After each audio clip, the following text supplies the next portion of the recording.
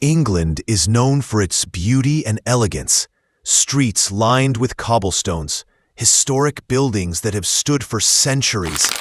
Yet even in the calm city of York, shadows linger, hiding secrets that most could never imagine. In this quiet city lived Dave Weltham and his wife Sophia. They had recently taken in their 9-year-old niece, Lacy, after her parents tragically passed away. They loved her dearly, but grief clung to her like a shadow she could never shake. Her birthday arrived, a day meant to bring smiles. Dave and Sophia had a special gift for her, a doll named Sabrina. Lacy hugged the doll tightly. For a brief moment, a faint glimmer of happiness returned, but the void in her heart remained. Then came Donald, a well-meaning friend who knew the pain Lacy carried. He bought a curious gift, a Ouija board. "With this," he said, "you can speak to your parents." That night, under the dim glow of her bedside lamp, Lacy placed the planchette carefully on the board, her tiny hands trembling with hope. At first, silence. Then a whisper, faint, almost unreal. "Lacy." She spun around. There, standing in the corner, was her mother. Joy and relief flooded her heart. She introduced Sabrina to her mother, laughed, spoke, and for a moment, the world felt whole again. But happiness was fleeting. Footsteps approached. The presence of her father disrupted the fragile connection. "Go," she whispered to her mother's spirit. "We'll meet tomorrow." The next night, Lacy returned to the Ouija board. Her hands trembled as she placed the planchette on it. At first, it moved slowly, then faster, almost frantically. A chill ran down her spine. Something was different this time. Suddenly, Lacy felt a tug at her ankle. Something gripped her and pulled her toward the bed. Terrified, she screamed. Beneath the bed, her mother's face appeared. But slowly, horrifyingly, it twisted into a devilish mask. Warmth was gone. Only malice remained. Lacy's screams brought Dave and Sophia rushing into the room. The Ouija board lay on the floor, its planchette still moving. In panic, Dave grabbed it and hurled it out the window, slamming it shut. For a moment, the room was silent, but the terror had only begun. Then, impossible!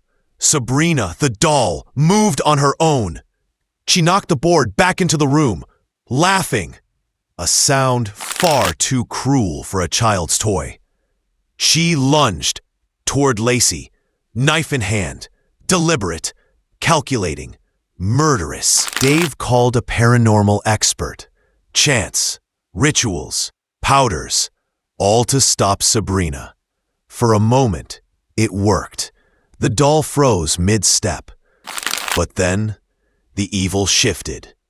Sophia's eyes glazed over. Her body convulsed.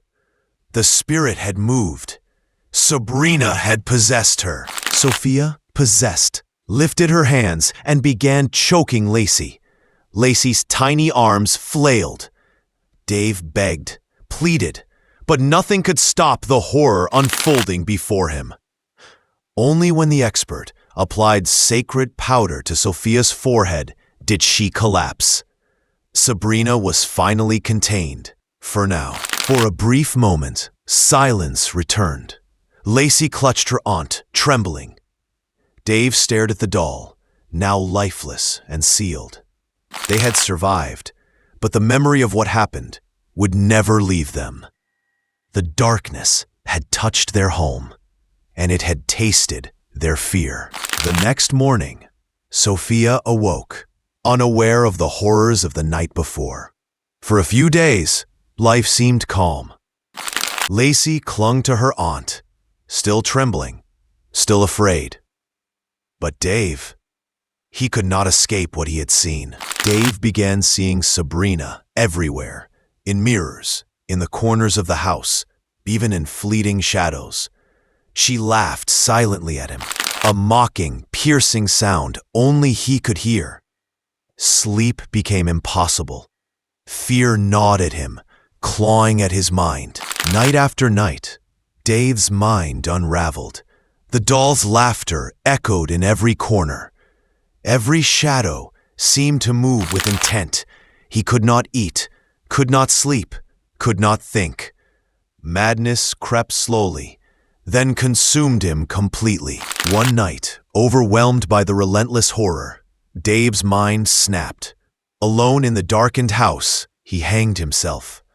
The house that had once been filled with love now echoed only with silence and a faint, cruel laughter that seemed to come from nowhere. Broken and terrified, Sophia packed her life into boxes and moved with Lacy to London, hoping to escape the memories, the fear, and the doll. They left York behind, but some horrors are not tied to places. Some haunt hearts forever. Even miles away, in the quiet of London, the memory of Sabrina never left. Lacy could still feel it, watching. Sophia could still hear it, laughing. Innocence had been violated. Grief had summoned evil. And the lesson was cruel. Some curiosity comes at a price far too high. Evil can take many forms. A toy, a memory, even the longing for those we have lost. And sometimes, it does not leave. It lingers, a reminder of how fragile innocence can be and how terrifying curiosity can become.